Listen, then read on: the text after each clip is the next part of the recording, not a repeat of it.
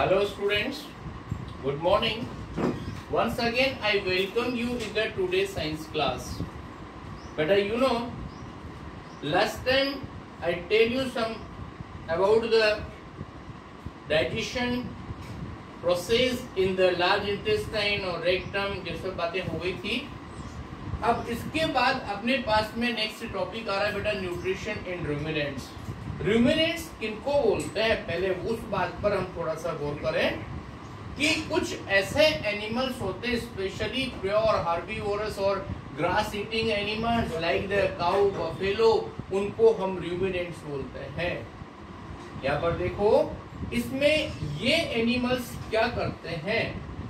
सबसे पहले एक इम्पोर्टेंट बात, जितने भी हर्बीवोरस एनिमल होते हैं उनका फूड क्या होता है, वहां से थोड़ी बात करें. यहां पर देखना,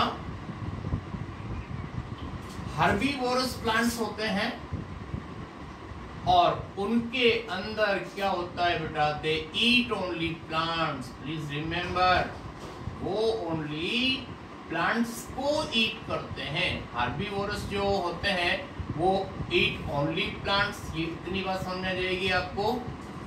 अब इसमें प्लांट्स जो ईटिंग करते हैं उनके अंदर आपको पता है प्लांट सेल के अंदर, यहां पर बात आ रही है, all plant cells consist of complex carbohydrate that is called cellulose. मतलब जितने भी ग्रास ईटिंग करने वाले एनिमल्स होते हैं वो सब प्लांट्स को कंज्यूम करते हैं और प्लांट की सेल के अंदर एक कॉम्प्लेक्स कार्बोहाइड्रेट होता है, उसको बोलते हैं हम सेल्यूलोज. इतनी बात समझ में आ गई. और लास्ट टाइम आपको याद हो तो एक बात हमने और बताई थी कि जितने भी रूमिनेंट्स होते हैं, रूमिनेंट्स बोलते हैं इन सबको, जो काऊ, बफेलोज वगैरह होती हैं जो स्पेशली ग्रास ईटिंग ज्यादा करते हैं, तो उनकी बॉडी के अंदर जो डाइजेस्टिव सिस्टम होता है ना, उसमें एक सेल्यूलेज नेम का एंजाइम अवेलेबल होता है. Cellulase enzyme. और वो सेल्यूलेज एंजाइम क्या करता है बेटा, digest the cellulose to digest cellulose. और ये काम अपने ह्यूमन डाइजेस्टिव सिस्टम में नहीं हो सकता है क्योंकि सेल्यूलेज एंजाइम जो होता है ना, वो अपनी बॉडी में कहीं भी अवेलेबल नहीं होता है. इसलिए ग्रास ईटिंग करने वाले जो रूमिनेंट्स होते हैं उनकी बॉडी में एक स्पेशल टाइप पर डाइजेस्टिव सिस्टम की जरूरत पड़ती है. Digestion of cellulose require special type of digestive system.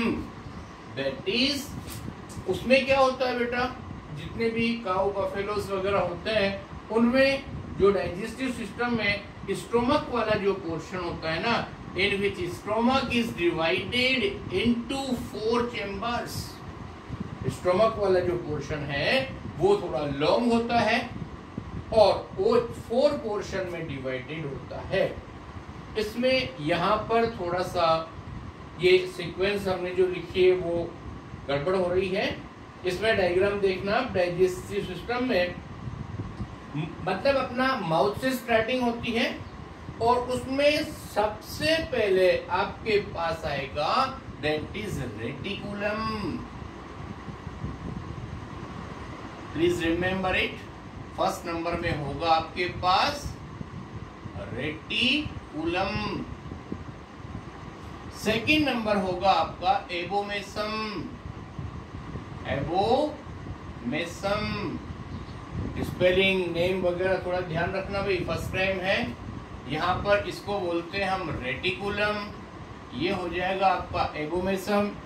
First part of the stomach जो होता है उसको रेटिकुलम बोलते हैं और सेकंड पार्ट या चैम्बर बोल लीजिए आप, वो जो होता है उसका नेम एबोमेसम होगा. और थर्ड पोर्शन को बोलते हैं हम ओमेसम.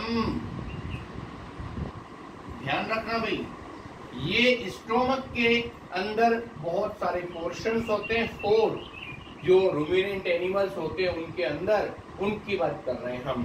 थर्ड चैम्बर का नेम क्या बताया हमने, ओमेसम. और 4th नंबर होता है बेटा रूमेन. ये रूमेन इसका नेम होगा लास्ट का. उसके बाद जैसा सिस्टम अपनी बॉडी में होता है वैसा इनमें होगा, और कोई डिफरेंस नहीं होता है। माउथ से स्टार्टिंग होगी, इसमें भी टंग, टीथ, जा वगैरह सब कुछ होते हैं। फूड पाइप होता है जिससे वो हाफ च्यूड फूड को अंदर निगल लेती है। उसके बाद ओनली स्टोमक में ये 4 चेम्बर्स अवेलेबल होंगे। इसके बाद अपनी तरह small intestine, large intestine, rectum, सारी बातें वही होती है।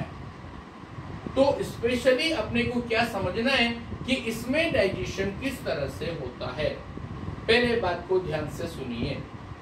यहाँ पर होता क्या है कि ग्रास ईटिंग एनिमल्स क्या करते हैं बेटा, half chewed plant material reaches to the first chamber of the stomach. तो यहां पर ध्यान से देखना,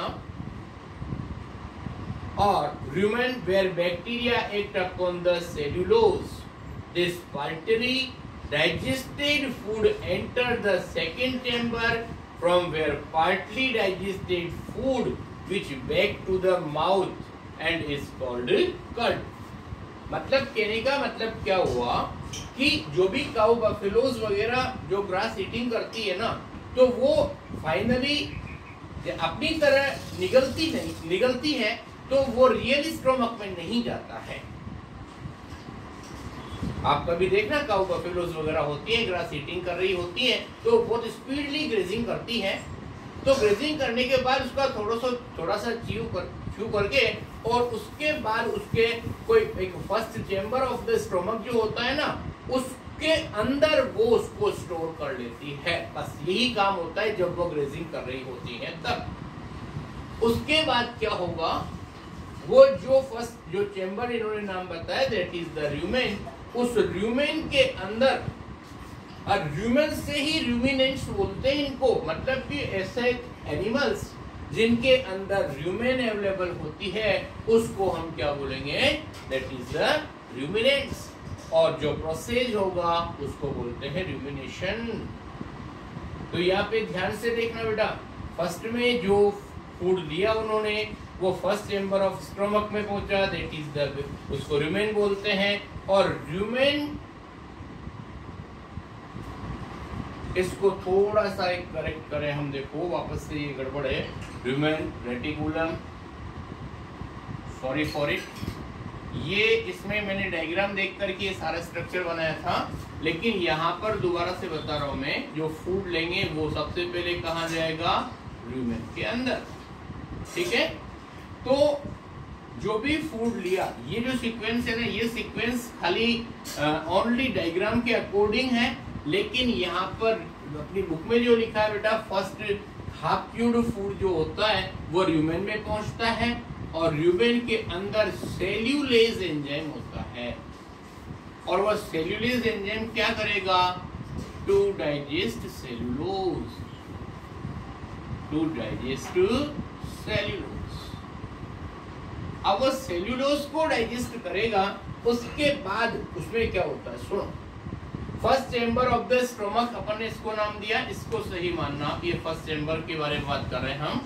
र्यूमेन में जब फूड आता है तब वहां पर जो बैक्टीरिया होते हैं वो सेल्यूलोज को, फिर ये पार्टली च्यूड फूड ये यहाँ से फिर सेकंड चेम्बर में पहुंचेगा फूड, इसका काम कंप्लीट होने के बाद, और that is digested food enter in the second chamber from where partly digested food which back to the mouth is called cud। अब देखो ये जो फूड है ना, डाइजेस्टेड पार्टली डाइजेस्टेड फूड, ये कहाँ जाएगा, that is second chamber। और सेकंड चेम्बर में जाने के बाद यहाँ पर उस फूड का नेम क्या दे दिया जाएगा, that is the cud, CUD cud। मतलब यहाँ पर ये फर्स्ट चेम्बर और ये सेकंड चेम्बर हो गया ना, ये फर्स्ट चेम्बर के बाद सेकंड चेम्बर में जाएगा। सेकंड चेम्बर की बात कर रहे हैं हम, that is the abomasum, sorry reticulum होगा, ये रेटिकुलम में जाएगा। तो जैसे ही फर्स्ट चेम्बर से फूड आया सेकंड चेम्बर में गया, उसके बाद वो जब एनिमल बिल्कुल रेस्ट की कंडीशन में किसी शेडी ट्री के अंदर आराम से बैठा होता है तो रिवर्स पंपिंग से जो रेटिकुलम से जो फूड है वापस माउथ में चला जाता है और वहां पर वो एनिमल उसकी प्रॉपरली आराम से बैठकर चेविंग कर रहे होते हैं। उस टाइम अपने को ऐसा लगता है कि उनके माउथ में कुछ नहीं है, लेकिन वो पहले का जो हाफ च्यूड फूड था ना वो रिवर्स पंपिंग से वापस माउथ में चला जाता है। उसकी प्रॉपर चेविंग होने के बाद वो दोबारा स्वेलोड करते हैं इस फूड को और वो थर्ड चेंबर में पहुंच जाता है and into the third chamber of the stomach. और third chamber of the stomach क्या कहलाएगा?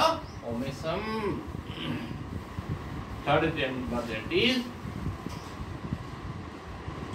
ये इस चीज को यहां से हम रिमूव कर रहे हैं।